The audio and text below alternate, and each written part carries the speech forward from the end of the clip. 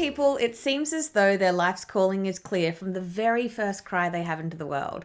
They have natural abilities and personality traits that set them apart and then become the foundation of their future success. Adding on learned skills sets them on a course that's destined for greatness. Now, at the risk of sounding like I'm buttering my own bread, when it comes to creativity, design, business, and marketing, it's truly what I was born to do. Now, for those who don't actually know me yet, hi, I'm Jazz, your pricing queen and design superwoman. For today's video, I'm actually going to pull back the curtain and introduce you to me, my story, and how I've gotten here so far, what's got me here, and what I've learnt about being a creative. Now, I burst into the world with 3 key attributes. 1, a love for all things creative. 2, a curiosity for how things work. And 3, the ability to talk to almost anyone, a trait that drives my husband crazy whenever we go basically anywhere together. I'm not sorry. These 3 ingredients became the perfect base for who I am today, a passionate creative who builds innovative solutions as a design superwoman and then teaches the art of pricing and freelance business to freelance creatives who are hungry to learn more.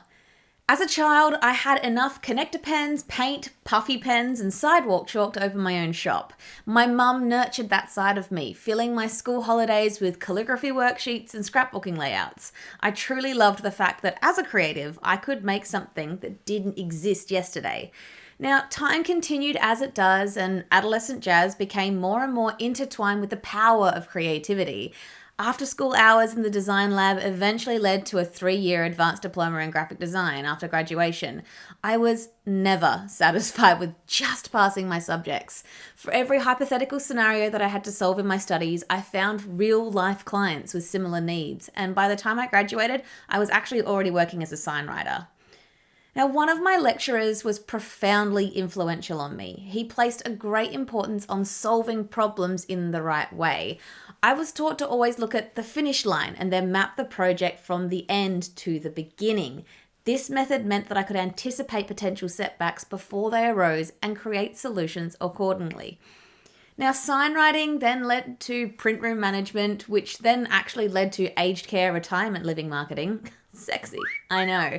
And while I liked various aspects of each of the roles, my hunger somehow wasn't satisfied. And as many creatives end up doing, I took a hard detour in my career and the paintbrushes were replaced with tap shoes and vocal warm-ups as I began a course in musical theatre. I'm going to be honest with you, this wasn't an easy time for me. I was in the same classes as people who had been singing and dancing their entire lives, and it destroyed my confidence. After a year of kickball changes and ill-fitting ballet leotards, I ran back into the loving arms of graphic design. Some might say that I failed as a performer to become a freelancer, but I prefer to think of it like I learned how to perform for a client rather than an audition panel.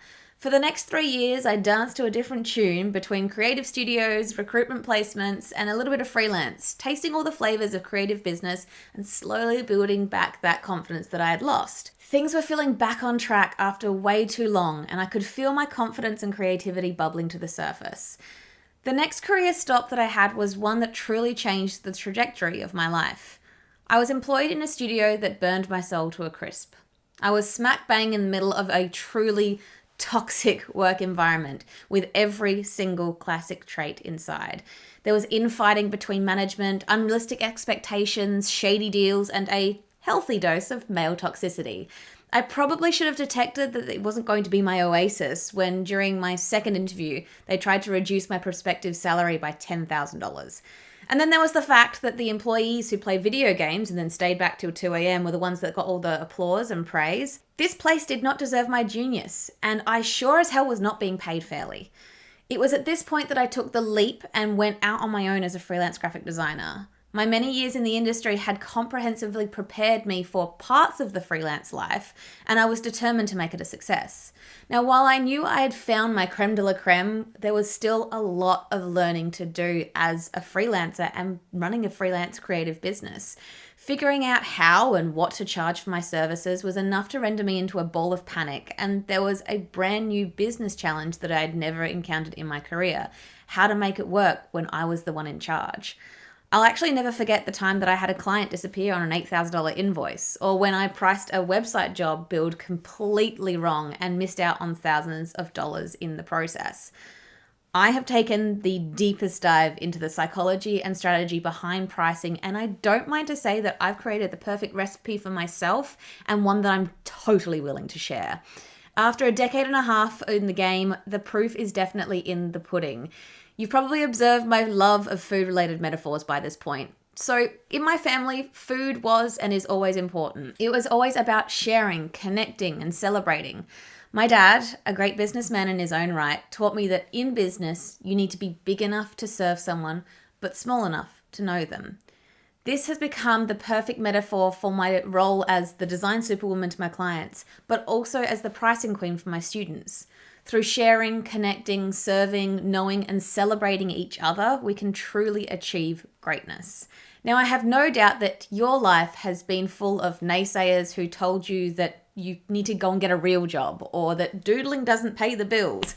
Now, while there are creatives out there who fight basically their entire life to barely scrape by financially, I'm definitely not one of them.